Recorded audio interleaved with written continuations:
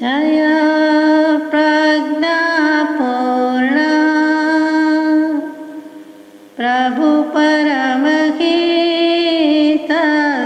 जगने दया दृष्टि याचूं अरज मुझ आप चरणे महामुक्ति मार्ग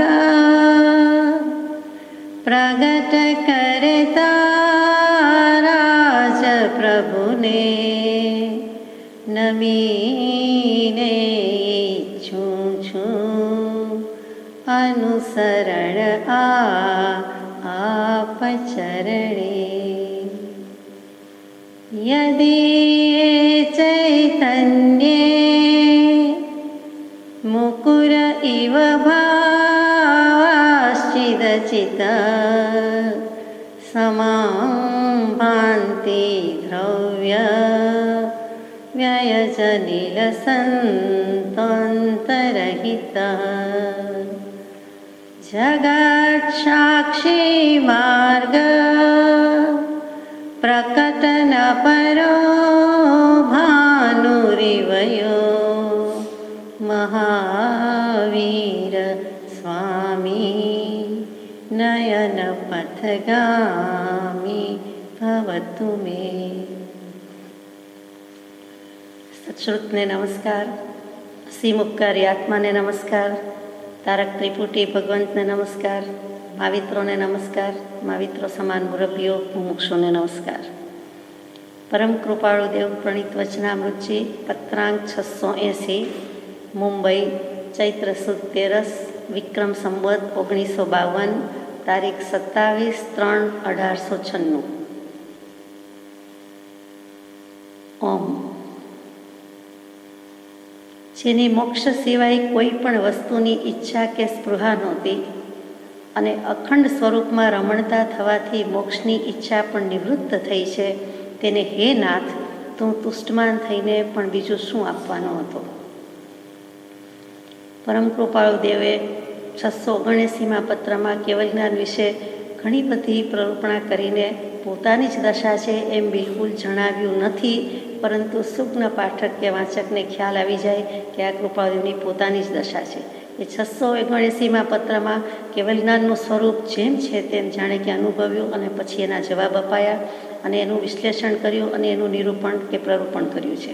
અને એ પત્રને આ પત્ર સાથે એટલો જ સંબંધ છે, બંને એક જ તિથિ કે એક જ મિતિએ લખાયેલા પત્રો છે। પહેલો પત્ર રૂપે છે, જ્યારે આ વસ્તુ 680મો પત્ર એમ કહેવું એના કરતાં એમણે પોતાની પર્સનલ નોટમાં અંગત ડાયરીમાં રોજનીશીમાં મૂકેલું છે। પોતે પોતાની દશા પ્રગટ થવા દીધી નથી, પ્રસિદ્ધિમાં લાવવી નથી એટલે મૂક્યું નથી, પરંતુ પછી પરમ પૂજ્ય બ્રહ્મચારીજીએ 50 વર્ષ પછી આ પાને ચડાવ્યું તો મહતી કૃપા કરી છે પ્રભુ શ્રીજીની સંમતિથી, અને ત્યાર પછી આ પત્ર ખુલ્લો મુકાયો। એટલે કે ઈસવીસન 1950-51 સુધી આ પત્ર અપ્રગટ જ હતો। 50-55 વર્ષ સુધી આ પત્રની આપણને કોઈને ખબર પણ ન હતી।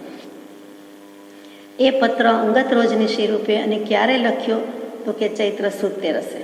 કેવો દિવસ તો કે ચરમ તીર્થંકર શ્રી મહાવીર પ્રભુનું જન્મ કલ્યાણક, અને એક પ્રભુનું જન્મ કલ્યાણક છે, પોતાનું ચૈત્રવત પાંચમે નિર્વાણ કલ્યાણક આવે છે।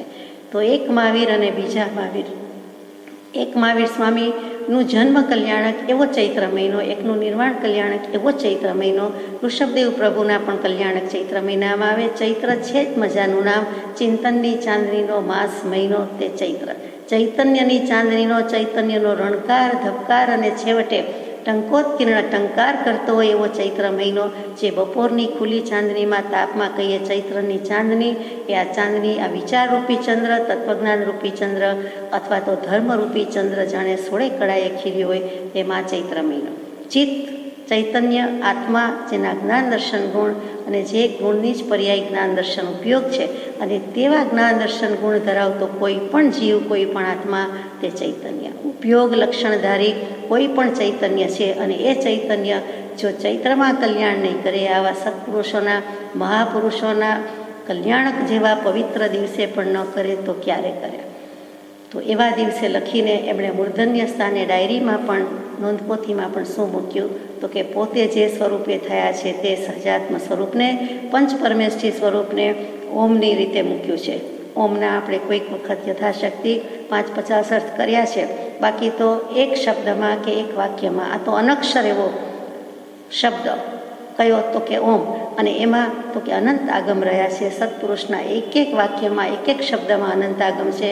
આ તો મંત્ર છે, તો એમાં અનંત આગમ શું, અનંત રહસ્ય રહ્યા છે. આપણે 5-50 ઉકેલીએ તો કાંઈ નથી. તો એવા ઓમને, એવા સહજાત્મ સ્વરૂપને યાદ રાખીને આ સહજાત્મ સ્વરૂપીએ પત્ર લખ્યો છે, જેની મોક્ષ સિવાય કોઈ પણ વસ્તુની ઈચ્છા કે સ્પૃહા નહોતી. મોક્ષ શું અને જેની એટલે કોની, તો કે પોતાની જ વાત છે, પરંતુ મારી એમ લખવાની બદલે જેની લખ્યું છે. જે, જ્યાં, જેમ, જેનું આ જિજ્ઞાસા જગાવતા બધા પ્રશ્નો છે, જે પ્રશ્નથી શ્રી આત્મસિદ્ધિ શાસ્ત્રની પણ શરૂઆત છે. શુભારંભ જે સ્વરૂપ એટલે તરત જ જીવને જિજ્ઞાસા, કુતૂહલ, વિસ્મય, આશ્ચર્ય અને પ્રશ્ન થાય, સવાલ થાય કે કયું સ્વરૂપ, કયા સ્વરૂપની વાત છે. તેમ અહીંયા જેની કોની વાત છે, પોતાની જ વાત છે. પરમ કૃપાળુ પ્રગટ પરમાત્માની જ વાત છે. મોક્ષ સિવાય, તો મોક્ષ શબ્દ કેવો મજાનો, તો કે મોક્ષ શબ્દ મજાનો તો થાય, સમજાય એ કેટલી મજા હોય, કેટલો રસ હોય, કેટલો આસ્વાદ હોય. તો કે મોક્ષની પણ જેને ઈચ્છા નથી. પહેલાં તો શું લખ્યું કે મોક્ષ સિવાય કોઈ પણ વસ્તુની ઈચ્છા કે સ્પૃહા નહોતી. એટલે કે વન્સ અપોન એ ટાઈમ, એક વખત તો કૃપાળુદેવને મોક્ષની ઈચ્છા હતી, અને કોઈ પણ મુમુક્ષુ કહેતા જેને મોક્ષની ઈચ્છા હોય તેને જ મુમુક્ષુ કહીએ. મુમુક્ષુની વ્યાખ્યામાં જ આવી ગયું કે જે માત્ર મોક્ષ અભિલાષી છે, અથવા તો જેને સર્વ પ્રકારની મહાશક્તિથી મૂંઝાઈને એક મોક્ષના માર્ગને વિશે યત્ન કરવો, તેનું નામ મુમુક્ષુ અને તેનું નામ મુમુક્ષા. અને મુમૂર્ષા એટલે સર્વ પ્રકારની મહાશક્તિમાં મૂંઝાયેલો જ રહે, મૂઢ જ રહે, મુગ્ધ જ રહે, અને એમાંથી બહાર જ ના આવે. તેને મુમૂર્ષા કહીએ છીએ, અહીંયા મુમુક્ષા છે. તો મોક્ષ સિવાય કોઈ પણ વસ્તુની ઈચ્છા કે સ્પૃહા નહોતી. બીજી તો કોઈ ઈચ્છા હતી જ નહીં. હે ઈચ્છા દુઃખ મૂલ, જબ ઈચ્છા કા નાશ તબ મીટે અનાદિ ભૂલ. આપણા વ્યવહારમાં પણ જોઈએ છીએ કે કોઈ પણ ઈચ્છા, આશા, અપેક્ષા ક્યાંયથી કોઈની પાસેથી પણ રાખીએ છીએ એટલે જ દુઃખ લાગે છે કે કાં અપેક્ષા પૂર્ણપણે સંતોષાતી નથી, અથવા અંશે સંતોષાય છે, અથવા તો એ સંતોષમાં પૂરો સંતોષ નથી, સમાધાન નથી. એ આપણો અનુભવ છે, જાત અનુભવ છે, વાતે વાતે અનુભવ છે, દરરોજનો અનુભવ છે. એટલું જ નહીં, પરંતુ પોતે પોતાની પાસેથી અપેક્ષા રાખે એ પણ સંતુષ્ટ ન થાય, સમાધાન ન પામે, એટલે ખેદ વર્તે. આજે આટલું વાંચવું જ હતું, ન વંચાયું. આજે જવાનું જ હતું, ન જવાયું. આજે આમ કરવાનું જ હતું, ન કરી શકાયું. આ જે અપેક્ષા છે એને થઈ શકતી નથી. હજુ ભક્તિ થઈ શકી નથી, હજુ મારો પાઠ બાકી છે. રાતના 12 વાગવા આવ્યા અને એવો ભાવ થાય કે આજનો દિવસ તો હમણાં પૂરો થઈ જશે. તો એ પણ ઈચ્છા છે, પોતે પોતાની પાસેથી અપેક્ષા રાખી છે, તો એ અપેક્ષા પણ રાખી નથી એવી દશા કૃપાળુદેવની થઈ ગઈ છે, અને એ દશા સૌએ લાવવાની છે.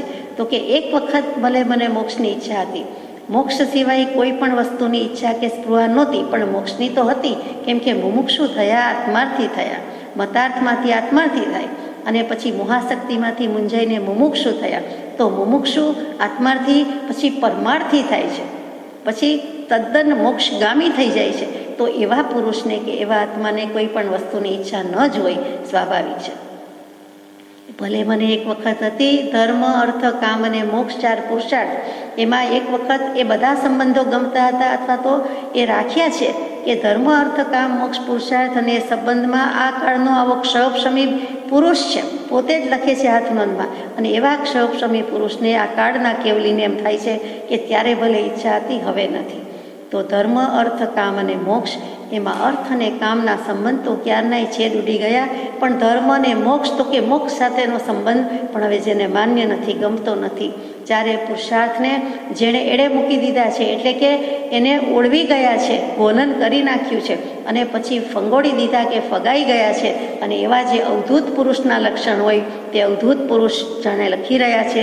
એવા પરમ કૃપાળુદેવ લખે છે કે મોક્ષ સિવાય કોઈ પણ વસ્તુની ઈચ્છા કે સ્પૃહા નહોતી, અને તે પણ મોક્ષ સ્વરૂપ થઈ ગયા. મોક્ષ સમજાઈ ગયો છે, તો હવે એ આત્માનું સ્વરૂપ સમજાઈ ગયું. જે વસ્તુ આવી ગઈ, પાસે આવી ગઈ, ઈચ્છા પરિપૂર્ણ થઈ ગઈ, તો હવે ઈચ્છા હોય જ ક્યાંથી? દેખીતી વાત છે. જમવું હતું, જમી લીધું, ઈચ્છા પૂરી થઈ ગઈ, પછી જમવાનું હોય જ શું? જે વસ્તુ જોઈતી હતી, જેની પ્રાપ્તિ માટે પુરુષાર્થ કરતા હતા, તે વસ્તુ લાવી દીધી. પછી એને જોઈને કદાચ આપણે સુખ અનુભવીએ કે આનંદ અનુભવીએ કે શાતાકારી લાગતી હોય તો ભલે, અને નહીં તો એથી વિરુદ્ધ. પરંતુ એ પછી એની ઈચ્છા હોય નહીં. તો કૃપાળુદેવને મોક્ષ સ્વરૂપ સમજાઈ ગયું છે, એટલે હવે મોક્ષની ઈચ્છા કે સ્પૃહા હોય જ ક્યાંથી? સવાલ જ પેદા થતો નથી. અને એવા પુરુષ આગળ લખે છે, અખંડ સ્વરૂપમાં રમણતા થવાથી મોક્ષની ઈચ્છા પણ નિવૃત્ત થઈ છે.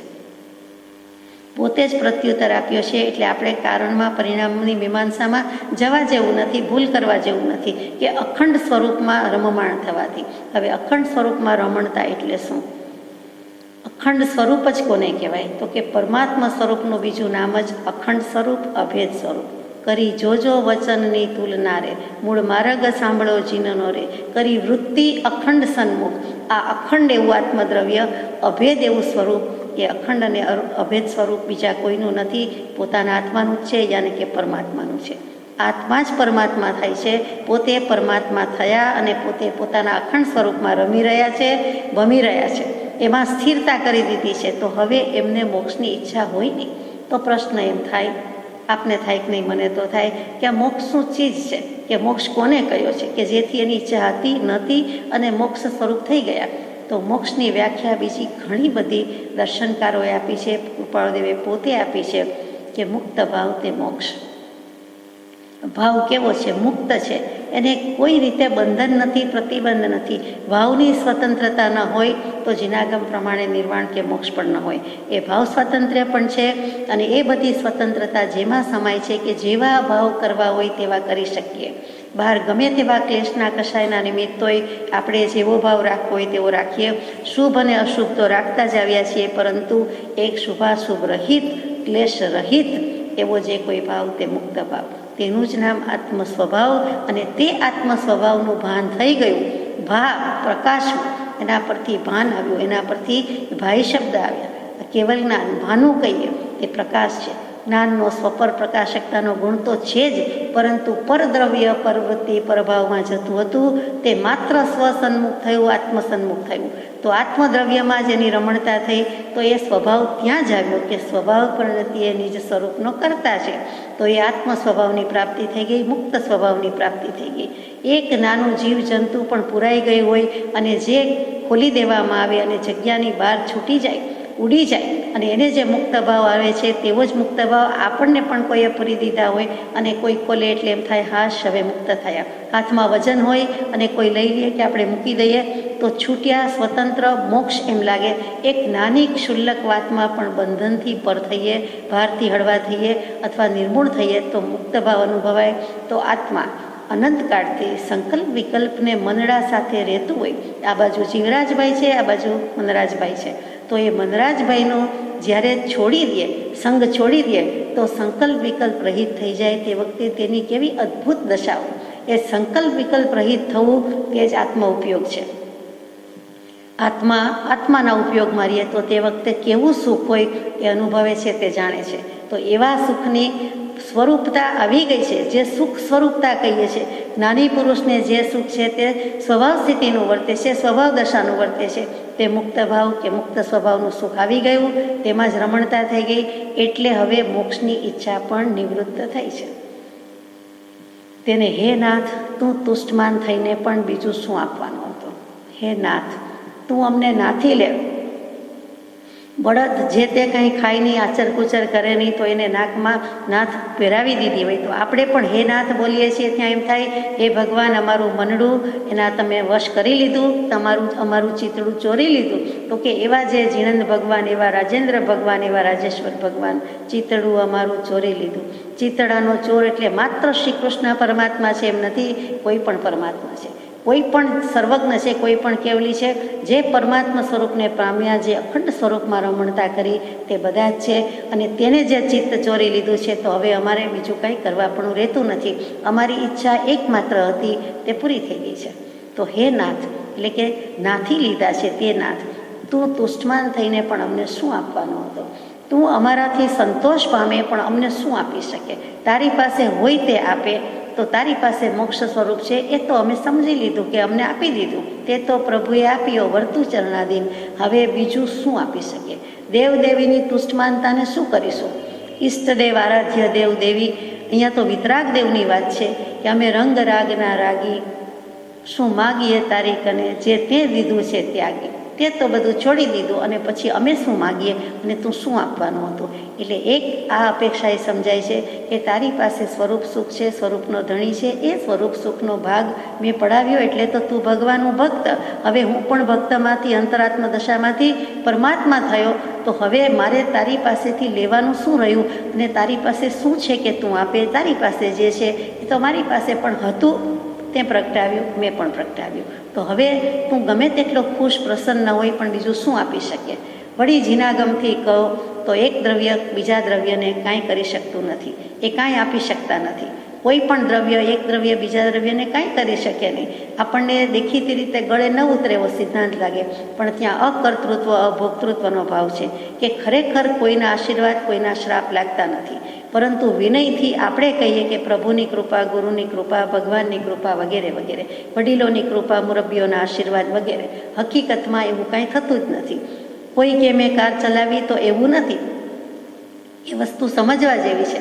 કેમ કે એ સ્ટિયરિંગ પર બેઠા છે એટલે કાર ચાલે છે. તો પેટ્રોલ, ગેસોલિન કહેશે અમે છીએ તો ચાલે છે, ચાર વ્હીલ કહેશે અમે છીએ તો ચાલે, એન્જિન કહેશે અમે છીએ તો ચાલે. અને વ્યક્તિ વિના પણ બેટરી ઓપરેટેડ કાર હોય છે, મશીન ઓપરેટેડ હોય છે, સ્વયં સંચાલિત હોય છે. તો કોણે ચલાવી કહેવાય? તો કે પાંચે વસ્તુ ભેગી થાય ત્યારે કાર ચાલે છે. કોઈનું કર્તૃત્વ નથી, એક વસ્તુથી થતું જ નથી. પાંચે સમવાય ભેગા થયા ત્યારે થાય છે. બધું જ સાનુકૂળ હોય છતાં કોઈ વખત સ્ટાર્ટ નથી થતી, વાર લાગે છે. પછી બેટરીઝ ગઈ છે એમ નથી, પરંતુ એમ જ વાર લાગે છે અને 2-5 સેકન્ડ, 2-5 મિનિટ કે થોડી મિનિટ પછી થાય છે. એનો અર્થ એમ કે ત્યાં કાળ ફેક્ટર, સમય તત્વ મોજૂદ નહોતું, એટલે શરૂ ન થયું. એવી રીતે જેમ સમજીએ તેમ જીવ પોતે કાંઈ કરી શકતો નથી. પોતાના જ્ઞાન સ્વરૂપ કે જ્ઞાન સ્વભાવ કે જ્ઞાન પરિણામ સિવાય એનું કાંઈ કરી શકવાનું ગજુય નથી. એની અનંત શક્તિ છે એ એકમાત્ર જ્ઞાન ગુણમાં સમાઈ જાય છે, એમ કહીએ તો ચાલે.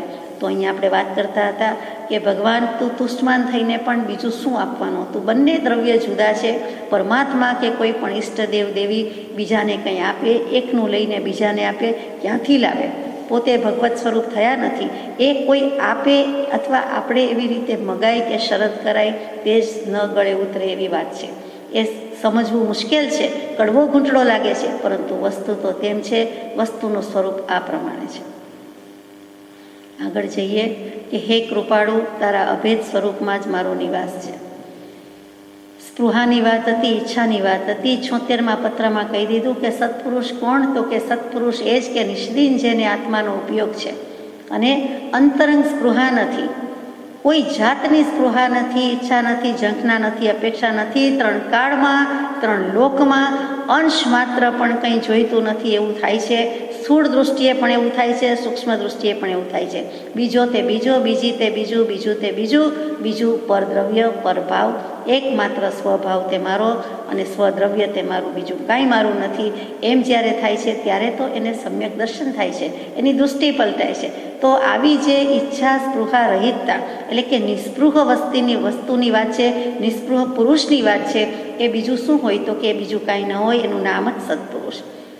કે ગમે તેવા હોય પણ એવા આશ્ચર્યની પ્રતિમા રૂપ છે. 3 કાળને, 3 લોકને ધણધણાવી નાખે એવી ત્રિલોકના નાથની શક્તિ ક્યારે આવે છે? તો કે ત્રિલોકનો નાથ ત્યારે જ થાય છે જ્યારે 3 લોકમાંથી કાંઈ ખપતું નથી, જોઈતું નથી. તો એવા પુરુષની આપણે વાત કરીએ છીએ.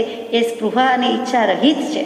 260મા પત્રમાં કહ્યું, ચમત્કાર સિદ્ધ કરી બતાવો એ યોગીનું લક્ષણ નથી, પરંતુ સર્વોત્તમ યોગી તો એ છે. અહીંયા સયોગી જીનની વાત આવી ગઈ, દેહધારી પરમાત્માની વાત આવી ગઈ કે સર્વોત્તમ યોગી, સયોગી જીન, અયોગી જીન, કે સર્વ પ્રકારની સ્પૃહાથી રહિત થઈ એક સત્યમાં કેવળ અનન્ય નિષ્ઠાએ સર્વ પ્રકારે સતત આચરે છે.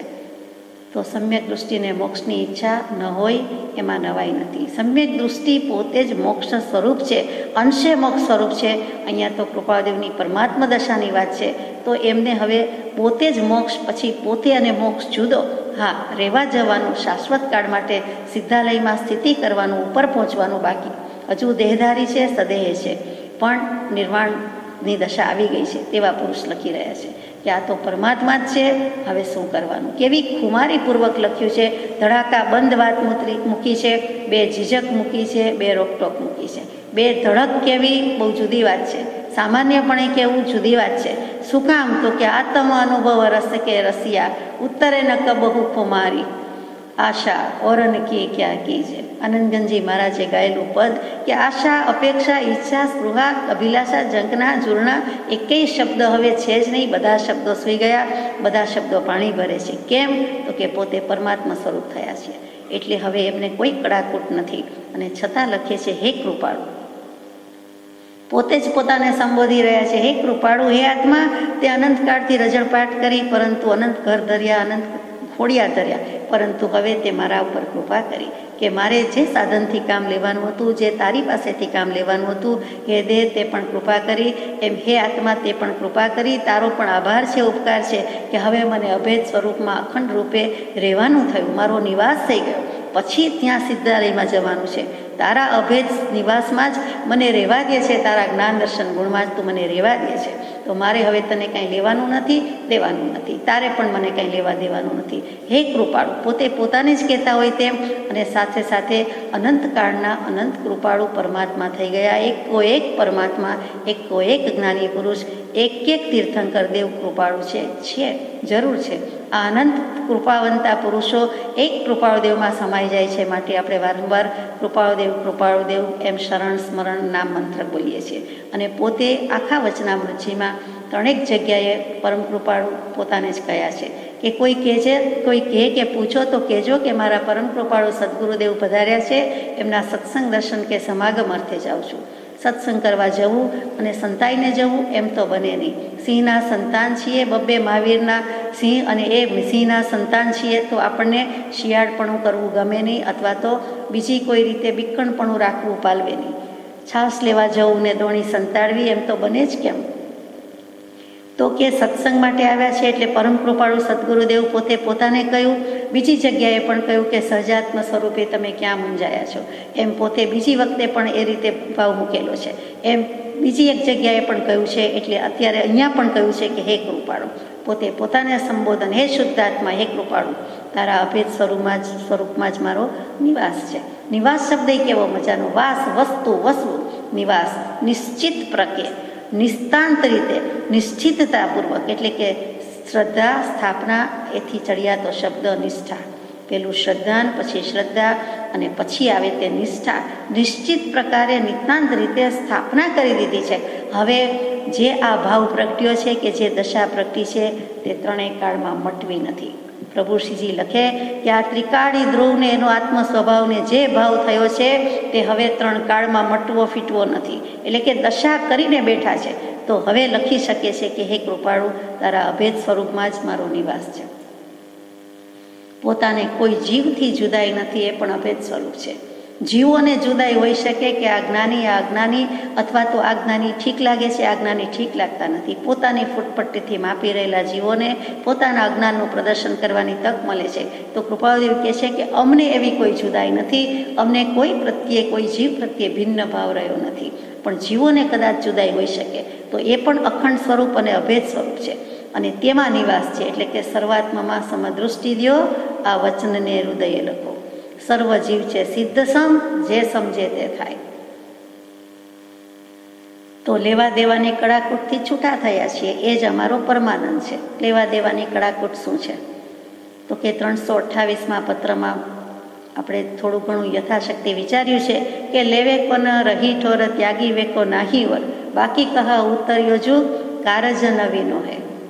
આ શું કામ એમ કીધું છે? લેવા દેવાની કડાકૂટ શું કામ છે? તો કે હવે અમને સ્વરૂપનું ભાન થઈ ગયું હોવાથી પૂર્ણ કામતા પ્રાપ્ત થઈ. જે કરવાનું હતું તે આ ભવે કરી લીધું, કૃતકૃત્ય થઈ ગયા. તો હવે બીજું શું કરવાનું હોય? એટલે કે બીજું કોઈ પણ ક્ષેત્ર કંઈ પણ લેવાને માટે રહ્યું નથી.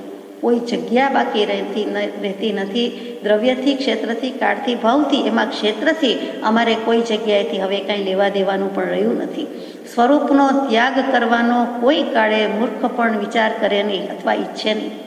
સ્વરૂપનો ત્યાગ કરી શકાતોય નથી અને કોઈ કાળે આત્મ સ્વરૂપની પ્રાપ્તિ પછી એનો ત્યાગ કરવાનું મૂર્ખ પણ વિચારી શકે નહીં, ઈચ્છે નહીં.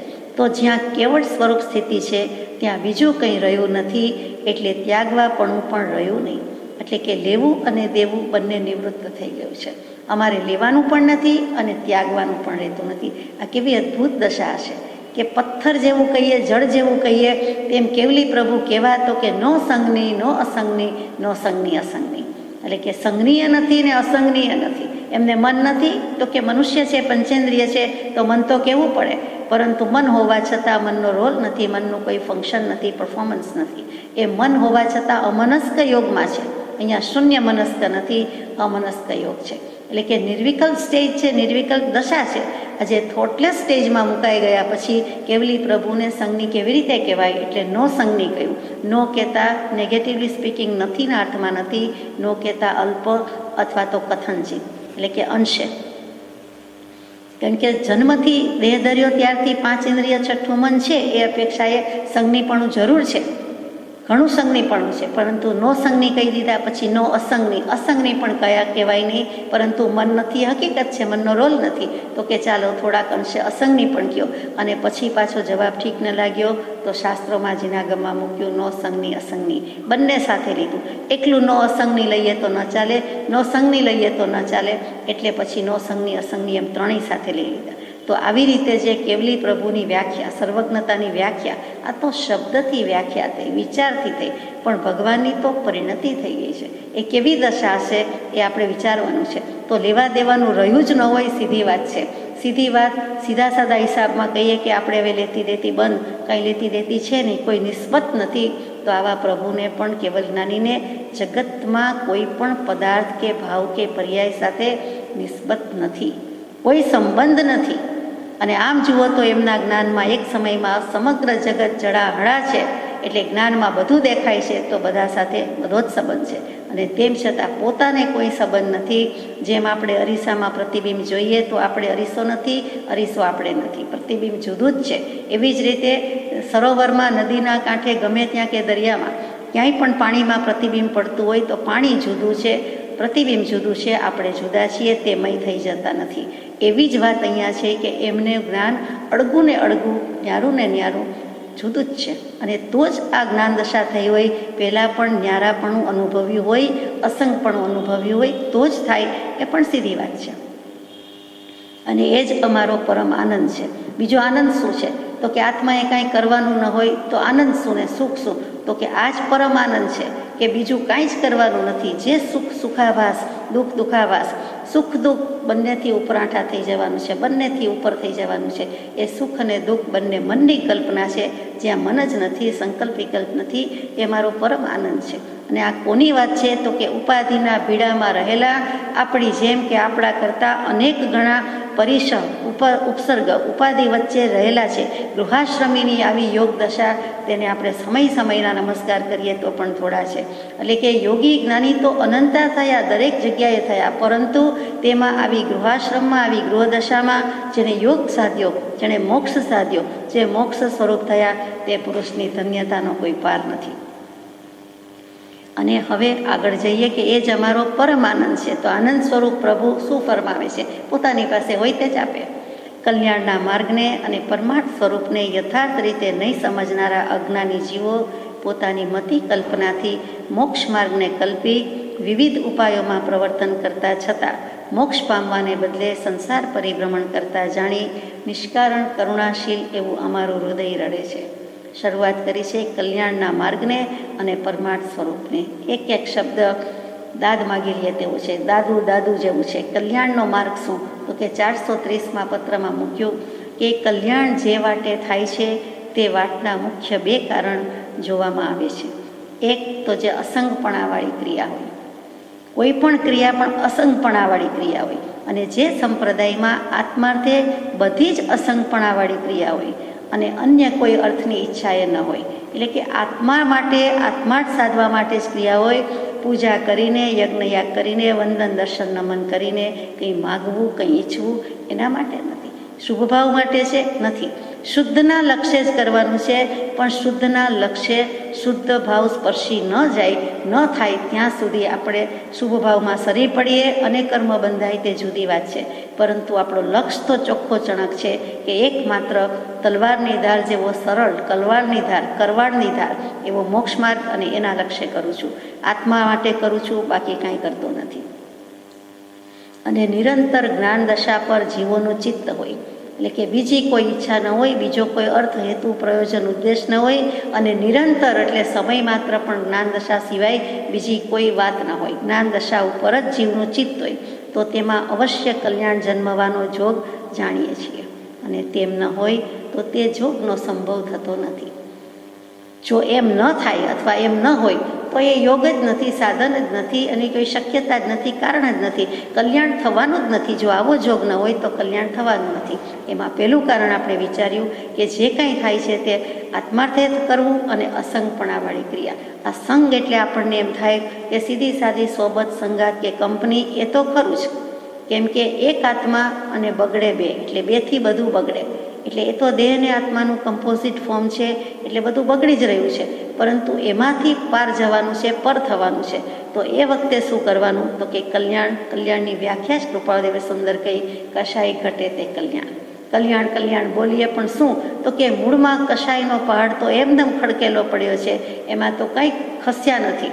અને તો પછી કલ્યાણ થાય જ કેવી રીતે? તો પેલું જ કહી દીધું, કશાય ઘટે તે કલ્યાણ. ઉપદેશ છાયામાં વારંવાર એ વાત આવે. અહીંયા પણ કહ્યું કે કલ્યાણ જે વાટે થાય તેમાં અસંગપણાવાળી ક્રિયા, કે બીજો કોઈ ઉદ્દેશ નથી, એકમાત્ર મારું હિત. હિત શબ્દ એ મજાનો કે આત્મામાં ઊભો રહીએ, સ્થિર થાય, ધારણ કરવું. ધા પરથી રૂપ થયું તે હિત. એટલે હું મારા આત્મામાં ધારણ કરીને રહું, એને સ્થિરતામાં રહું, અને તો જ આગળ જઈ શકું, તો જ મારું કલ્યાણ છે. સીધી સાદી રીતે તો થઈ શકતું નથી. તો જે આત્મા એવી રીતે સ્થિરતાપૂર્વક રહ્યા, વર્ત્યા અને ગયા, તેમનામાં લક્ષ્ય રહીએ, તેમના ઉપયોગમાં આપણું અનુસંધાન થાય, તો જ કલ્યાણ જન્મી શકે. તો જ એના અસંગતાના ભાવે દાવે થઈ શકે. એ અસંગતાની વાત કરી રહ્યા હતા કે અસંગમાં માત્ર સોબત, સાથ, સહચર્ય એમ નથી, પણ જે સંગ શબ્દ આવ્યો તે સમજવા જેવો છે. તે રાગ, તે આસક્તિ. આ સંગ શબ્દ વેદાંત દર્શન કે ઇતર દર્શને ઘણું કામ લીધું છે. જે જીનાગમમાં એટલો બધો વપરાતો નથી, અને ત્યાં સંગ જ ભાવ આવે છે. જીનાગમમાં રાગ ભાવ ને રાગાદિક બુદ્ધિ આવે, જ્યારે ઇતર દર્શનમાં સંગ ભાવ, સંગ બુદ્ધિ, સર્વ સંબંધનું બંધન, સર્વ સંગનો ત્યાગ, સર્વ સંગનો અધ્યાસ. આ સંગની ભ્રાંતિ મોટામાં મોટી ભ્રાંતિ. વેદાંત જે પંચ ભ્રાંતિ કહે છે, ભ્રાંતિ પંચક કહેવાય છે, તેમાંની એક બરોબર વચ્ચે રહેલી છે તે સંગ ભ્રાંતિ છે. તો અસંગ થવાની વાત મૂકી, ન્યારાપણા થવાની, અલગ અલાયદા. આમ પણ બધા જીવ જુદા છે, બધાના કર્મ જુદા, બધાના ભાવ જુદા, બધાનું પરિણમન જુદું. તો પછી હું પણ બધાથી જુદો જ છું. હું દેહ નથી, દેહાદી સ્વરૂપ નથી, તો શરીર, દેહ, ઇન્દ્રિયો, મન મારા હોઈ શકે જ કેમ? સીધી વાત છે. અને પછી બીજું શું મૂક્યું છે? તો કે આ નથી કેમ થતું? અસંગપણાવાળી ક્રિયા કેમ નથી થતી? તો કે જે આપણને મોડર્ન ટાઈમ્સ સાંપ્રત પ્રવાહમાં દેખાય છે તે કે લોક સંજ્ઞાએ કાં તો આરાધના થાય છે, લોકો સમાજ જગતની દૃષ્ટિમાં શું છે તે રીતે થાય છે, અથવા ઓઘ સંજ્ઞાએ થાય છે. બધા જ કરે છે, માસ અનુસરે છે, માટે મારે પણ અનુસરવા જેવું છે. આટલો મોટો સમુદાય માને છે તો એમાં કંઈક હશે, મારે જવા જેવું છે. પણ લોક સંજ્ઞા ને ઓઘ સંજ્ઞા, આસ્થા, વિચાર અને શ્રદ્ધા વિનાની જે કંઈ શ્રદ્ધા કરીએ છીએ કે ખોટી શ્રદ્ધા છે. શબ્દ તો શ્રદ્ધા જ છે, પણ ખોટી. એટલે કે તામસી અને રાજસી શ્રદ્ધા છે. એમાંથી મારે સાત્વિક એ શ્રદ્ધા કરવાની છે, એની બદલે ઓઘ સંજ્ઞામાં જાય છે. લોલે લોલ, એકની પાછળ બીજો, બીજાની પાછળ ત્રીજો, અને ઘેટાશાહીની જેમ, ટોળાશાહીની જેમ, મોબ તે મોબ, માસ તે માસ, ક્લાસ તે ક્લાસ. તો આજ સુધી મેં એ રીતે લોક સંજ્ઞાથી ઓઘ સંજ્ઞાએ કર્યું. પછી કેટલાક જીવો માનાર્થે કરે છે. ને કૃપાળદેવ જેવા લખે કે નોય માનાદીની જો કામના રે, નોય પૂજાદીની જો કામના રે, નોય વાલું અંતર ભવ દુઃખ, મૂળ માર્ગ સાંભળો ચિનવડે. જગતમાં, સમાજમાં, સંપ્રદાયમાં, ગચમતમાં, જ્ઞાતિભાતિમાં, ગમે ત્યાં હું કેમ મોટો કહેવા? મારું પદ શું? મને કેમ લોકો માને? મારું વધારે સાંભળે, મને બોલાવે, મને માન આપે, મારી યશ કીર્તિ. આજે માન યશ કીર્તિ બધું જ છે એ કંચન કામિની બંને છોડવા સહેલા છે, પરંતુ કીર્તિનો ત્યાગ મહાદોયલો છે. અને જ્ઞાની પુરુષોનો ફરક જે છે કે તેઓ શ્રી કીર્તિને પણ ત્યાગી શક્યા છે. કંચન કામિનીને તો ઘણા ત્યાગી શકશે, સમાજમાં ગામમાં ઘણા ત્યાગનારા હશે, પરંતુ સાથે કીર્તિની કામના, મેલી કામના, મલિન વાસના, વર્ષોના વર્ષો, ભવોના ભવો, જુગોના જુગોથી અને આ ભવની ભેગી થયેલી જે ચાલી આવતી વાસના, એ કામના છોડવી મહા મુશ્કેલ છે. એને પણ કૃપાળદેવે ફગાવી છે. 19મા વર્ષે જ શતાવધાની અને પ્રસિદ્ધિની ટોચ પરથી એક આત્મપ્રસિદ્ધિ માટે થઈને છોડી દીધું કે આ પ્રસિદ્ધિ ખોટી છે, મિથ્યા છે. આ મારા આત્માની સિદ્ધિ, આત્માની પ્રસિદ્ધિમાં આડે આવે એમ છે, આડખીલી રૂપ છે, અને એને છોડી દીધી, ફગાવી દીધી.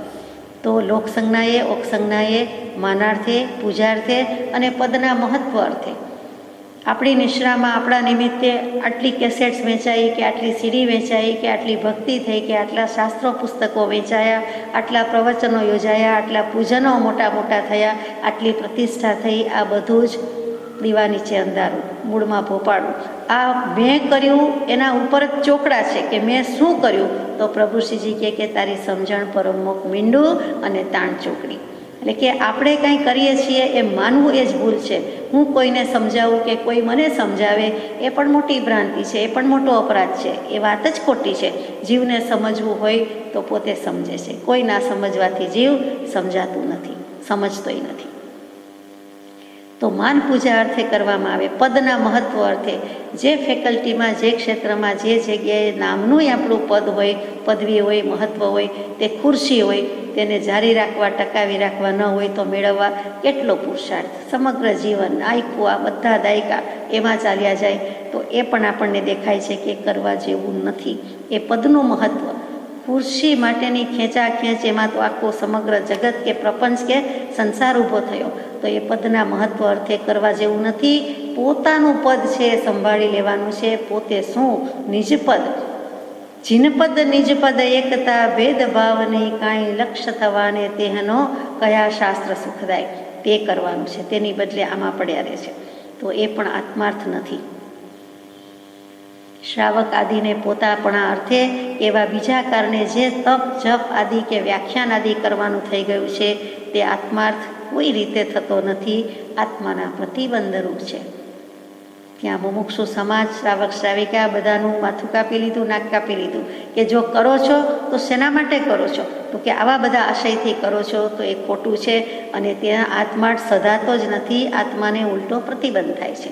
અને બીજું કારણ કે જે અસંગપણાથી સાધ્ય થાય તે કોઈ દિવસે પણ એમાં કલ્યાણ થવા સંભવ છે. દીક્ષા લે તો કલ્યાણ થશે, સંન્યાસ લે તો સારું થશે, એક સે દો ભલા, અને મારી સાથે આવી જા તો મોક્ષનો રસ્તો બતાવી દઉં. તો એ વખતે જીવને દીક્ષાર્થ એટલે કે શિષ્યાર્થ છે, આત્માર્થ નથી. કૃપાળદેવે કેવું અવલોકન કર્યું છે, આપણી નાડ પારખીને આપણા ભાવ સ્પષ્ટપણે મૂકી દીધા છે, કોઈ જાતની શરમમાં આવ્યા સિવાય. કે જે છે તે કેવું છે, એમાં છુપાવાનું શું? સમદર્શિતા છે કે સાચાને સાચું કહેવાય, ખોટાને ખોટું કહેવાય. અને એમણે કહી દીધું કે આવી રીતે શિષ્ય કરવાના ભાવથી કરાય છે. ગુરુ શિષ્યના સંબંધ તો કોઈ અદ્ભુત છે, અપૂર્વ છે. આવી રીતે ચેલા ચેલી કે આવા શિષ્ય કરવા માટેના સંબંધ નથી. ત્યાં આત્માર્થ દુભાય છે. પુસ્તક જેવું પુસ્તક કે શાસ્ત્ર જેવું શાસ્ત્ર પણ જ્ઞાનના આરાધન અર્થે છે. જો જ્ઞાનના આરાધન અર્થે ન કરીએ તો સર્વ પ્રકારના મમત્વ ભાવ રહિત થાય તો બરોબર છે. પણ એમાં કોઈ પણ પ્રકારનું મમત્વ ભાવ આવ્યું કે મારાપણું આવ્યું તો તે આત્માર્થ નથી, પણ મહાન પ્રતિબંધ છે. એ પણ કહી દીધું છે, ચોખ્ખું ચણક કહી દીધું છે કે મોટી લાઇબ્રેરી કે ઘરની લાઇબ્રેરી કે સારી લાઇબ્રેરી કે કોઈ પણ લાઇબ્રેરી, તો લાઇબ્રેરી સારી વાત છે, ગ્રંથાલય સુંદર વાત છે, પુસ્તકો વા એથી સુંદર વાત છે, વાંચવા અભ્યાસવા એથી સુંદર વાત છે. પણ સૌથી સુંદર વાત કઈ છે? તો કે આત્માર્થ માટે કરવું. એમાં મમત્વ ભાવ કે અહમત્વ ભાવ ન હોવો જોઈએ કે મારું છે, મારા છે, વસાવે તેનું પુસ્તક નથી, વાંચે વાપરે તેનું પુસ્તક છે. વિદ્યાની વાત કોઈ જુદી જ છે અને તે કૃપાળદેવે કહી દીધું, નહીં તો એ પણ પ્રતિબંધ થાય છે. આગળ જઈએ કે અહીંયા કલ્યાણના માર્ગની વાત કરતા હતા. આ કલ્યાણનો માર્ગ છે. આપણે આમાં ક્યાંય જૈન, વેદાંત, શિવ અથવા કબીર એવા કોઈ પંથની વાત નથી, કોઈ ગચ્છમતની વાત નથી, પણ આત્માની વાત છે, આત્મકલ્યાણની વાત છે. અને એ રસ્તે જે લઈ જાય તે કલ્યાણનો માર્ગ છે. પછી તો કે પરમાર્થ સ્વરૂપને, કલ્યાણના માર્ગને અને પરમાર્થ સ્વરૂપને. તો પરમાર્થ સ્વરૂપ શું કહ્યું? ઉપદેશ છાયામાં 12 અંક્યો, 12 ઉપાંક્યો, 14 પૂર્વનો સાર કહી દીધો. તે વાંચીએ છીએ કે જીવ વિભાવ પરિણામમાં વર્તે તો તે વખતે કર્મ બાંધે, અને સ્વભાવ પરિણામમાં પ્રવર્તે તો તે વખતે કર્મ ન બાંધે. એમ સંક્ષેપમાં પરમાર્થ કહ્યું. આ પરમાર્થની વ્યાખ્યા જ કેટલી અદ્ભુત કે સ્વભાવમાં કર્મ ન બંધાય, વિભાવમાં કર્મ બંધાય. તો કર્મ ન બંધાય એવું અનંતકાળમાં કર્યું જ નથી, સિવાય કે કોઈક ભવને કોઈક જીવને સમ્યક દર્શન થયું હોય અને પછી પડ્યો હોય, એટલે કે સમ્યક દર્શનથી પતિત આત્મા હોય એની વાત જુદી છે. બાકી બીજા કોઈ પણ જીવે સ્વભાવમાં આવ્યા હોય તો કર્મ ન બાંધ્યા હોય અને તેવી દશા પ્રાપ્ત કરી નથી. સ્વભાવનું ભાન થતાં તૂટે કર્મની સંતતિ, અનાદિ કર્મ સંયોગો જીવ સાથે વિભાવથી. સ્વભાવનો થતા ભાન તૂટે કર્મની સંતતિ. તો એ સ્વભાવના ભાન ઉપર ભાર મૂક્યો છે અને ત્યાં પરમાર્થ કહી દીધો છે. શરૂઆતમાં જ્ઞાની પુરુષે તીર્થંકર દેવે આ જ વાત મૂકી હતી, પરંતુ તે વખતના જીવોને પણ સંક્ષિપ્ત રૂચિવાન ન હોવાથી કે ક્ષોક્ષમ ન હોવાથી કે કોઈ પણ કારણે ન સમજાતા શાસ્ત્રનો વિસ્તાર કરવો પડ્યો. અને કહ્યું ભગવાન કે આપણને જાણે કહેતા હોય કે ચાલો ત્યારે દરિયામાં રમો, આ શ્રુત સાગર પડ્યો છે. ને શ્રી આચારાંક સૂત્ર, જીવે કેમ વર્તવું, કેમ આચાર રાખવા, ત્યાંથી શરૂ કરી. ક્રિયા કેમ રાખવી? તો કે મૂળમાં તો સ્વભાવમાં રહેવું, સંગભાવથી રહિત અસંગ થવાની જ વાત છે, પરંતુ ન સમજાતા વિસ્તાર કર્યો. એટલે અત્યારે પણ જીન પ્રવચનની મુખ્ય આજ્ઞા તો એ જ છે કે સ્વભાવમાં રહેવું, વિભાવથી મુકાવું, અને તેના માટે જ આ શાસ્ત્રો રખાયા. આ જ વસ્તુ આગળ ટૂંક સમયમાં મૂળ માર્ગ પદમાં આવશે. હવે જ્ઞાન દર્શનાદિ શબ્દનો રે, સંક્ષેપે સુણો પરમાર્થ, મૂળ માર્ગ સાંભળો જીનનો રે. કે ભગવંતો જ્ઞાન કોને કહે છે, દર્શન કોને કહે છે, ચારિત્ર કોને કહે છે, આગળ સમ્યક લગાડી દેવાનું છે. તેનું નામ મોક્ષ, તેનું નામ મોક્ષ માર્ગ. તો કે કલ્યાણના માર્ગને અને પરમાર્થના સ્વરૂપને યથાર્થ રીતે નહીં સમજનારા અજ્ઞાની જીવો, એટલે આપણને લઈ લીધા બધાને કે કલ્યાણનો માર્ગ સમજતા નથી, પરમાર્થનું સ્વરૂપ સમજતા નથી. એવા પાછા કેવા સમજે છે? તો કે અંશે સમજવા જાય છે પણ યથાર્થ રીતે નહીં સમજનારા, એટલે કે સાચી રીતે સમ્યક પ્રકારે જેમ છે તેમ સમજતા નથી. આત્માનું સ્વરૂપ જેમ છે તેમ જાણવું, તેનું નામ સમજવું છે. તે સમજાયું નથી એટલે અજ્ઞાની જીવો પોતાની મતિ કલ્પનાથી મોક્ષ માર્ગને કલ્પી વિવિધ ઉપાયોમાં પ્રવર્તન કરતા છતાં મોક્ષ પામવાને બદલે સંસાર પરિભ્રમણ કરતા જાણી નિષ્કારણ કરુણાશીલ હૃદય રડે છે. હવે અજ્ઞાની જીવો કેવી રીતે કરે છે? તો કે જ્ઞાન અને અજ્ઞાનની વાત 2-4 દિવસ પહેલાં આપણે યથાશક્તિ લીધી હતી. એ જ અજ્ઞાનની વાત છે. એમાં સુંદર વચન છે કે અજ્ઞાનથી સદવિવેક પામવો દુર્લભ છે. ફરીથી, અજ્ઞાનથી સદવિવેક પામવો દુર્લભ છે એમ સમજો. કેમ કે જ્ઞાનનું સ્વરૂપ સમજવું છે, પોતાનું સ્વરૂપ સમજવું છે, તો અજ્ઞાનથી સદવિવેક પામવો દુર્લભ છે એમ સમજો. એટલે કે જ્ઞાનની સમજ આવે કે જ્ઞાનનું સ્વરૂપ સમજાય. આ સ્વેગડાંગજી સૂત્રના અધ્યયનની વાત છે. પરમ કૃપાળુદેવે બહુ જ સમજાય તેવી રીતે 491 પત્રમાં ઘણું કરીને મૂકી છે. આખો લોક એકાંત દુઃખે કરીને બળે છે એમ તમે જાણો. પેલું સમજો, હવે જાણો કે આખો લોક દુઃખી છે, આપણે પરિપૂર્ણ સુખી છીએ જો આપણને ધર્મનું, આત્માનું શરણું હોય તો. પછી સર્વ જીવ પોતપોતાના કર્મ કોઈને કોઈ રીતે વિપર્યાસપણું અનુભવે છે એનો વિચાર કરો.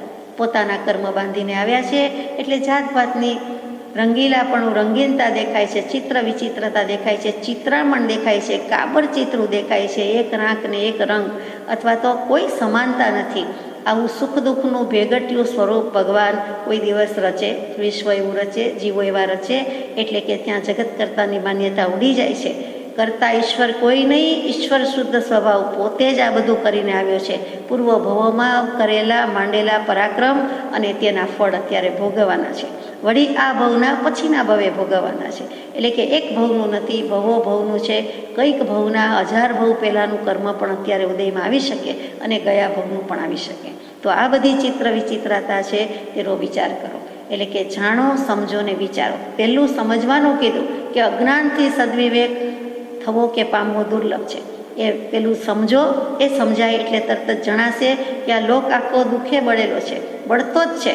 અને ત્યાર પછી જે થાય છે તે નિર્ણય કરવાનો આવે છે, વિચાર કરવાનો આવે છે કે હવે બધા પોતપોતાની રીતે ભોગવી રહ્યા છે, મારે શું કરવાનું છે. એમ કરવાની બદલે એ યથાર્થ રીતે નહીં સમજાતા અજ્ઞાની જીવો પોતાની મતિ કલ્પનાથી મોક્ષ માર્ગને કલ્પે છે. કેટલાક યોગી મને હવે લીલું પીળું દેખાય છે, પ્રકાશ દેખાય છે, એ જ આત્માનો પ્રકાશ, એ જ જ્ઞાનનો પ્રકાશ, અને મને સાધના ફળી ગઈ, સિદ્ધિ થઈ ગઈ. એમ તો નથી. એમ યોગ અને ધ્યાન સસ્તા કરી મૂક્યા છે, પણ વાસ્તવમાં મહામૂલ્યવંતા છે. જીવની દશા તો ત્યાં જ થઈ જાય છે, અને સહજ સ્વભાવરૂપ કરી મૂક્યા વિના કોને ત્યાગ વૈરાગ્ય ઉપશમ ભક્તિને સહજ સ્વભાવ કરી મૂક્યા વિના કેમ દશા આવે? આ પુરુષે એમ કર્યું છે, પછી લખ્યું છે. મતિ કલ્પનાથી તો કાંઈ વાત આવતી જ નથી. એને મતિ કલ્પનાનો ત્યાગ થાય. સ્વચ્છંદ મત આગ્રહ તજી વર્તે સદગુરુ લક્ષ સંકિત તેને ભાખ્યું કારણ ગણી પ્રત્યક્ષ. એ કર્યું નથી. અને મોક્ષ માર્ગ જુદી જુદી રીતે કલ્પી લીધો છે. આમ કરીએ તો મોક્ષ, તેમ કરીએ તો મોક્ષ. એ નિજ છંદે ચાલ્યો છે, ત્યાંથી નિવર્તી જવાનું છે. અને એવા વિવિધ ઉપાયોમાં પ્રવર્તન કરતા છતાં મોક્ષ પામવાને બદલે સંસાર પરિભ્રમણ જ કરતા જાણે છે. કોણ? કૃપાળુ દેવ. કે અરે હો, આ જીવો ક્યાં જવાનું છે અને ક્યાં જાય છે, શું કરવાનું છે અને શું કરી રહ્યા છે, કેમ નથી કરતા, કેમ સમજતા નથી. અને એમને નિષ્કારણ કરુણાશીલ છે. કરુણાનો સ્વભાવ જ છે.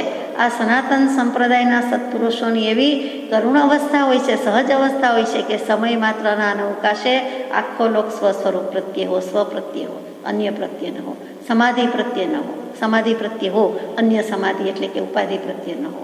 આ કોનું સ્વરૂપ છે? તો કે જીવોનું સ્વરૂપ જોઈને નાળ પારખીને કૃપાદેવ કહે છે કે આવી જ કરુણા છે. દરેક સત્પુરુષની આવી કરુણા છે. અહૈતુકી કરુણા, જેને ભાગવત કહે છે તે. આ અહૈતુકી, કોઈ હેતુ હોતો નથી, કોઈ ઉદ્દેશ હોતો નથી. એનો શબ્દ જ મજાનો કે નિષ્કારણ. અને પછી પૂછીએ કે કેમ એવું હશે? પણ નિષ્કારણ જ છે. નો રીઝન એઝ સચ.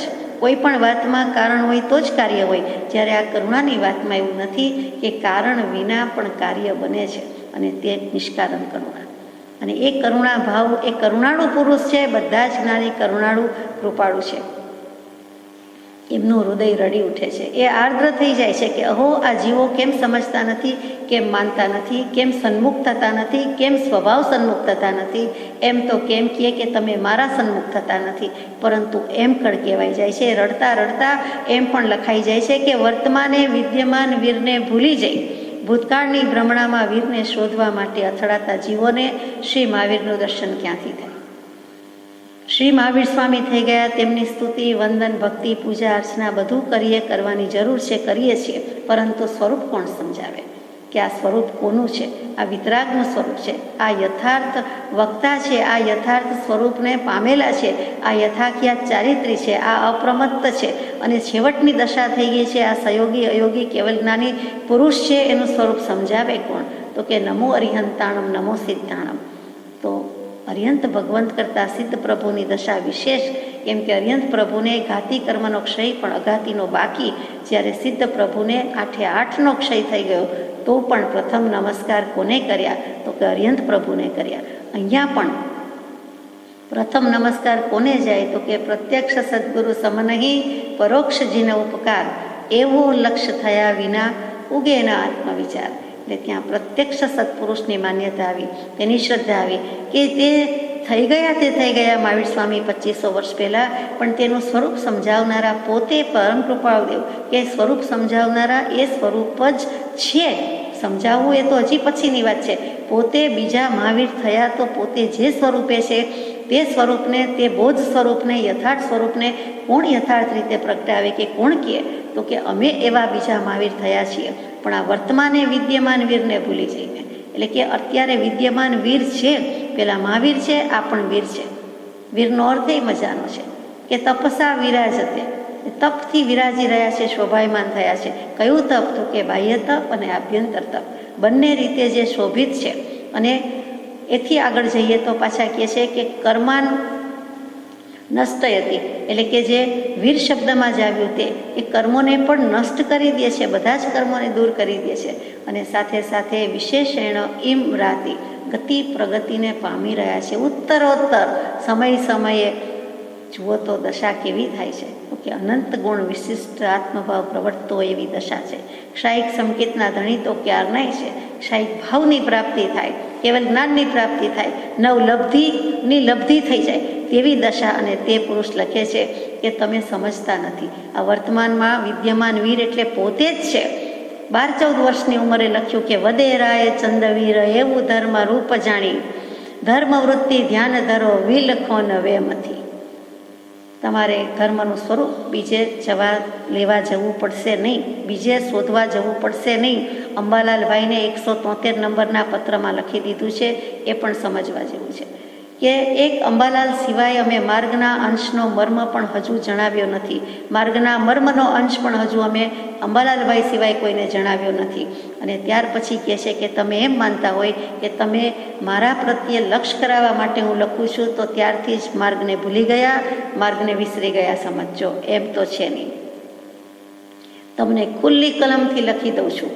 ખુલ્લી કલમથી લખી દઉં છું એટલે કેવું? ચોખ્ખું પાનું, કોરું પાનું એમાં લખે છે અને ખુલ્લી કલમ છે. તો ખુલ્લી કલમથી જ બધું લખાતું હોય ને, પણ સ્પષ્ટ ચોખ્ખે ચોખ્ખું લખી દેવાય છે એમ કહે છે. ભારપૂર્વક કહ્યું છે. શું લખ્યું? કે તમારી યોગ્યતા હશે તો તમને માર્ગ આપવાની સમર્થતાવાળો પુરુષ બીજો કોઈ શોધવા જવું નહીં પડે. આ બેઠા છે, આ છે કૃપાળદેવ છે, લખે છે કે અમે જ છીએ, તો પછી હવે તમારે બીજે ક્યાંય જવું પડશે નહીં. એમ કૃપાળદેવે કુમારીથી 173ના પત્રમાં પાને ચડાવેલો પત્ર છે. આ તો હજુ અંગત ડાયરી છે, રોજનીશી છે, પણ પેલા પત્રમાં તો ચોખ્ખું લખી દીધું છે. તો કેટલું કરુણાશીલ હૃદય રડે છે કે કોઈ ક્રિયાજળ થઈ રહ્યા શુષ્ક જ્ઞાનમાં કોઈ માને માર્ગ મોક્ષનો કરુણા ઉપજે જોઈ. આ કરુણા એટલે આવી છે કે કેટલાક એકદમ ચુસ્ત ક્રિયા જડતામાં છે, કેટલાક શુષ્ક જ્ઞાન રૂપે પરિણમી ગયા છે. બંનેનો સુભગ સમન્વય કરવાનો છે. કૃપાળદેવે કર્યો અને આપ્યો કે જે ભક્તિનું મોણ નાખવું જોઈએ, મવણ નાખવું જોઈએ, ભક્તિમાં ભીંજાવવું જોઈએ. ભક્તિના નીરની ખામી તે શુષ્ક જ્ઞાનીને કહ્યું કે ભક્તિથી કરો, ભાવથી કરો. ભક્તિ છે શું? નિશ્ચય ભક્તિ, યોગ ભક્તિ, આત્માને પરમાત્મા સાથે જોડી દે તે ભક્તિ છે. અને તે ભક્તિ કરવા માટે આ જે શ્રવણ કીર્તન ભક્તિ સ્થૂળ રૂપે દેખાય છે તે કરો, તે કરો. આ બંને વચ્ચેનું બેલેન્સ કરનારા કૃપાળદેવ.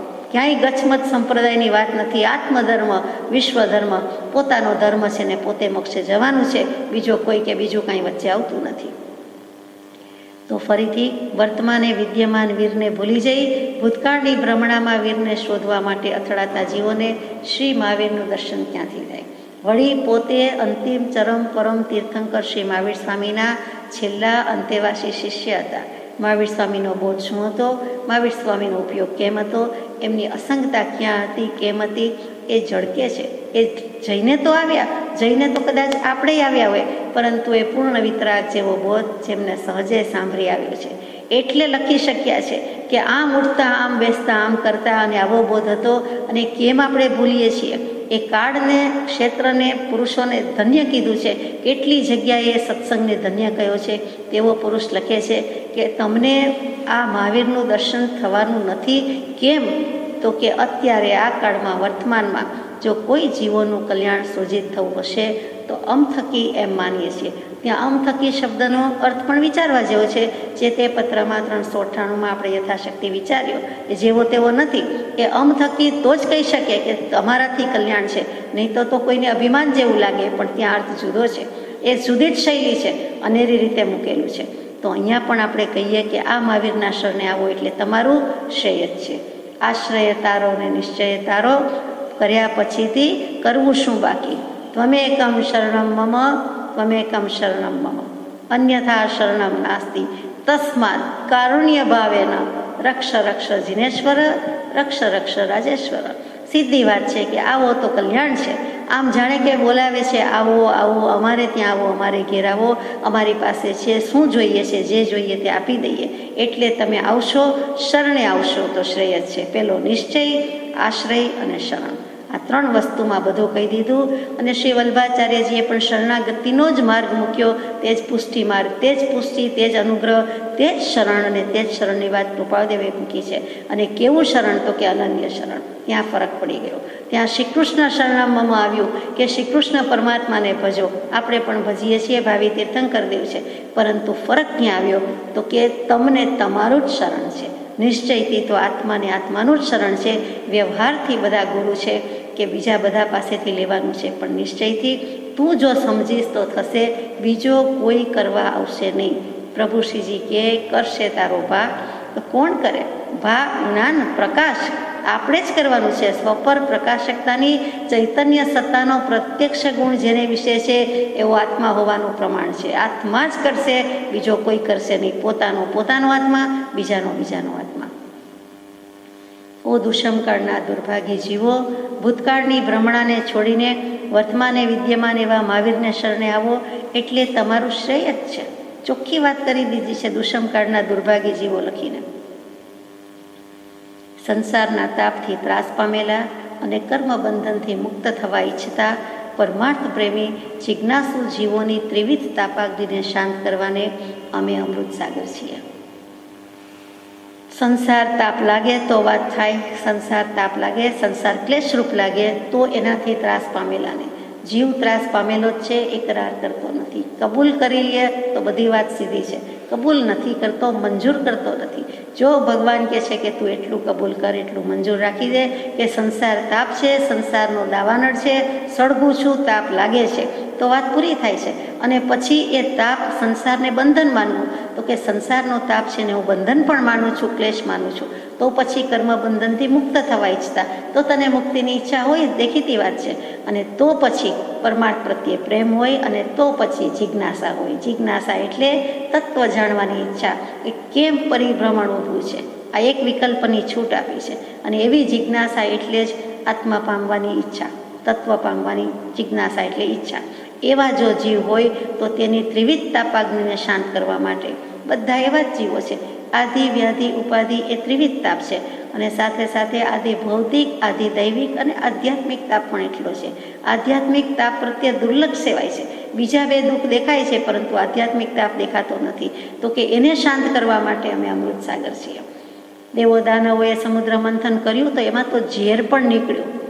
દરિયાના પેટાળમાં ઝેર પણ પડેલું છે, નીકળે. ખારાશ તો દેખાય છે, પણ પેટાળમાંથી નીકળ્યું. જ્યારે આ સમુદ્રમાં, આ કૃપાળુદેવના જ્ઞાન સમુદ્રમાં આ સાગર જુદો જ છે, એમાં ખારાશ નથી. સંસાર સાગરની ખારાશ છે, પણ એ ખારાશને મીઠાશમાં કરનારા, અથવા એ કડવાશને અમૃતમાં કરનારા, તો કે ઝેરને અમૃતના ફેરવી નાખનારા કોણ છે? તો કે કૃપાળુદેવ છે. મારું ઝેર અમૃત કરનારા, તારી કરુણાનો કોઈ પાર નથી. આપણે ગાઈએ છીએ, કોઈ પણ પરમાત્માને સંબોધીને ગાય છે કે તમે અમારું અશુભ છે, અમારું ઝેર છે, એ પચાવી દેવાના. નીલકંઠ કહ્યું, કંઠમાં રાખ્યું. ઝેર તો આપ્યું, પીધું, કોઈ પીવા તૈયાર નહીં, તો મહાદેવે લીધું એટલે જ મહાદેવ કહેવાય, અને વળી નીલકંઠ મહાદેવ કહેવાય. તો રાખ્યું, પણ પેટમાંય પધરાવ્યું નહીં, બારેય રાખ્યું નહીં, પૃથ્વી પર પણ ટીપું નહીં ઢોળ્યું, અને ગળામાં કંઠમાં જ રાખ્યું. બોલો, છે ને આ સજ્જન કહેવાયા, પરમ સજ્જન કહેવાયા, શિવજી કહેવાયા. કલ્યાણ કર્યું, લોકોનું કલ્યાણ કર્યું. તો નામ જ એનું એવું, શિવ મહાદેવ. વિતરાગે પણ મહાદેવ છે. એવી રીતે અમૃત સાગર છે. તો કે કૃપાળુદેવની દશા કેવી છે? તો કે અમૃત ને અમૃત છે. એટલે જો અહીંયા આવશો તો અમર થવાને માટે ઝેર પીવાની બદલે અહીં આવશો તો તમને અમૃત જ મળશે. આપણને શેમાં રસ છે? તો કે જીવો મોર્નિંગ વોકમાં જતા હોય તો ઘરમાં ન થાય તો બહાર ઉકાળા કરવા જાય, ઉકાળા પીવા જાય, ઉકાળા બનાવવા જાય અને ઉકાળા પીવા જાય. તો કે એને ઉકળવામાં અને ઉકાળવામાં રસ છે. એ સમજવા જેવી વાત છે. એક તો તાપ ઓછો પડે છે, તો એ ઉકાળાથી દેહનું સ્વાસ્થ્ય જળવાય માટે ઉપાય કરે છે. અહીંયા કૃપાળદેવ કહે છે કે બધું જ ઝેર છે, નર્યું ઝેર છે, એને અમૃતમાં સંક્રમણ કરી દેનારા બેઠા છીએ. અમે ઉપશમ રસના ભર્યા રે, અમે ઉપશમ રસના દરિયા રે. હવે આપણે ગાવું પડે કે ઉપશમ રસના દરિયા ભર્યા પાસે અમે ઉપશમ રસથી તરિયા રે. જે દેખ્યા તે દુખિયા રે, જગતમાં તનકર ધર સુખી કોઈ ના દેખ્યા, મનદર દેખાયા નહીં, વચન કર દેખાયા નહીં, કોઈ દેખાતા નથી. જે દેખ્યા તે દુખિયા રે. સુખિયા દુખિયા એક તો કલ્પના છે, છતાં આપણે બાહ્ય રીતે મૂલવીએ છીએ, પરંતુ તેમાં તો કોઈ દુખિયા જ લાગે છે. સુખિયા સમાજમાં એક જ્ઞાની પુરુષ છે, બીજું કોઈ નથી, પરમાત્મા જ છે. તો અમે અમૃત સાગર છીએ. તો એ સાગરમાં ભલે ઝેર નીકળ્યું હોય, 14 રત્નો પણ નીકળ્યા છે, તો અહીંયા તો અગણિત રત્નો નીકળે એમ છે. મુખ્ય રત્નત્રય છે તે સમ્યક દર્શન, સમ્યક જ્ઞાન, સમ્યક ચારિત્ર. એ 3 રત્નમાં તો રત્નત્રયમાં મોક્ષ થઈ જાય છે, બીજાની જરૂર પણ પડતી નથી. તો એવા અમૃત સાગર છે. બધાને છાંટે ત્યારે શીતળ પાણી એવી મારા રાજની વાણી. એટલે કે એકદમ ઠંડાગાર કરી દે કે છે અમૃતનું એક ટીપું, એક બુંદ, અને બધા જ અનંતકાળના અસમાધિ મરણ ભણી લેનારા તો કે ભગવાન અને ભગવાનની વાણી. મુમુક્ષુ જીવોનું કલ્યાણ કરવાને માટે અમે કલ્પવૃક્ષ જ છીએ. કલ્પવૃક્ષ તો સાંભળ્યા છે, પારિજાતને પણ કલ્પવૃક્ષ કહેવાય છે, અને દેવલોકમાં પણ જે વૃક્ષો છે તે દેવતાઈ વૃક્ષનું નામ કલ્પવૃક્ષ છે. બીજાને પણ કલ્પવૃક્ષ કહેવાય. આ સંસારમાં આપણી સામે નાળિયેરીને કલ્પવૃક્ષ કહેવાય છે. તો કૃપાળદેવ કહે છે કે અહીં તો અમૃતની સચોડી નાળિયેરી છે. સાકરનું શ્રીફળ તો બધાએ વખાણી માગ્યું છે, પરંતુ 180માં પત્રમાં અમે તો અમૃતની સચોડી સંચોડી સપૂચી નાળિયેરી છીએ. તેના અર્થ વળી ત્યારે વિચાર્યા છે, પણ એ નાળિયેરના જેટલા ગુણ છે તો અહીંયા તો નાળિયેરી મોટું મહાવૃક્ષ કલ્પવૃક્ષ છે. જીન ભક્તિ ગ્રહો તરુ કલ્પ અહો, ભજીને ભગવંત ભવંત લહો.